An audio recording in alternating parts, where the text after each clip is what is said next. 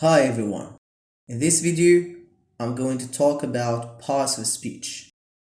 Learning parts of speech is inevitable if you're willing to enhance your understanding of the English language. To take your English proficiency a step ahead, you need to understand the building blocks of how the English language is put together. So, to save yourself time, make sure to watch this video and the upcoming videos on parts of speech. Just to know how important parts of speech are, anything you say or write falls into one of the categories of parts of speech. Learning parts of speech also helps you put together grammatically correct sentences. To save yourself a headache in writing or speaking, make sure to master parts of speech. Without further ado, let's get started. So, what are parts of speech? Parts of speech are the building blocks of the English language, and there are 9 of them. There is actually a difference among linguists, but let's not get to that for the sake of simplicity. To give you a taste of how words are put together, let's take this sentence as an example. Yasin bought a new car. A sentence is nothing but a group of words. These words are of different categories.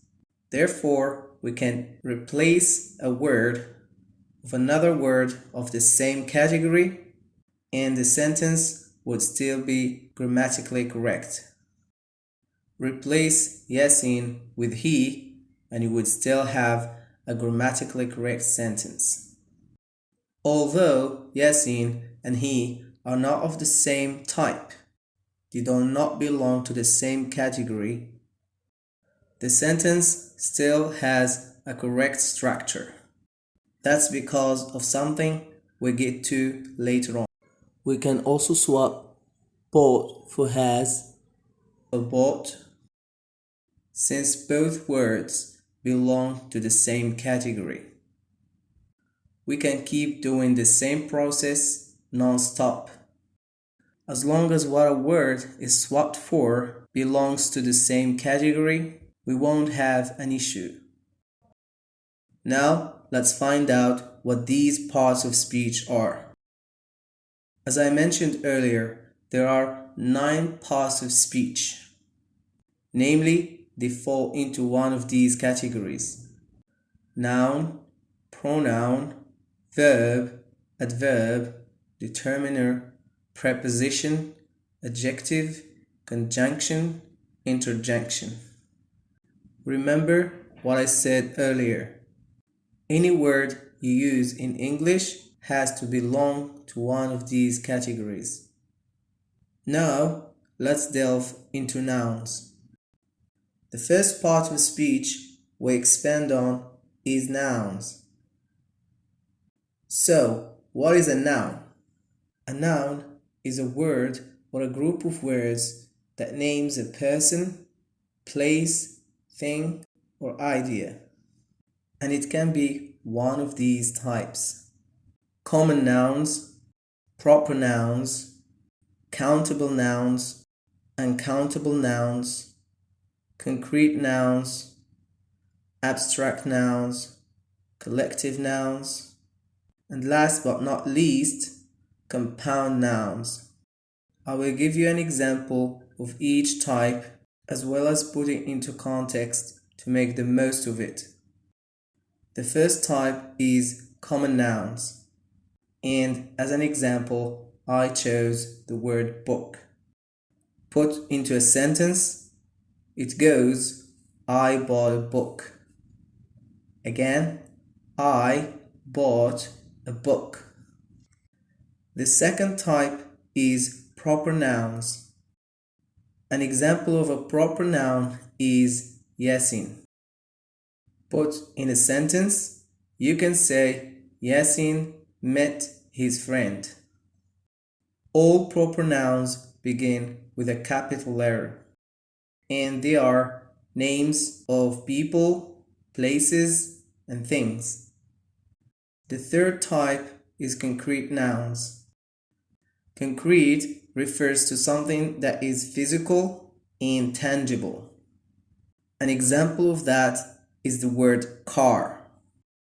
Put in a sentence, you can say, Yasin has a car. The fourth type is abstract nouns. The word abstract refers to something that exists only in thought and does not have a physical or concrete existence. Put in a nutshell, it's the opposite of concrete. An example of an abstract noun is the word joy. Put in a sentence, you would say, I feel joy. The fifth type is countable nouns. For example, the word book. Put in a sentence, you can say, I bought a book. And to show its countability, I changed A, which implies 1, to 2. So the sentence goes, I bought 2 books. I also added S to the end of book to mark plurality. The sixth type is uncountable nouns or non-countable nouns. An example of a non-countable noun is the word cheese. This type has to be used with measure words or quantifiers, such as some, a lot of, a bit of, and so on. Put in a sentence, you would say, he bought some cheese. The seventh type is collective nouns. An example of this type is the word family. The type is described as collective nouns because this noun refers to a group of people or a collection of things. Put in a sentence, you would say, Yasin is proud of his family. The last type of nouns is compound nouns.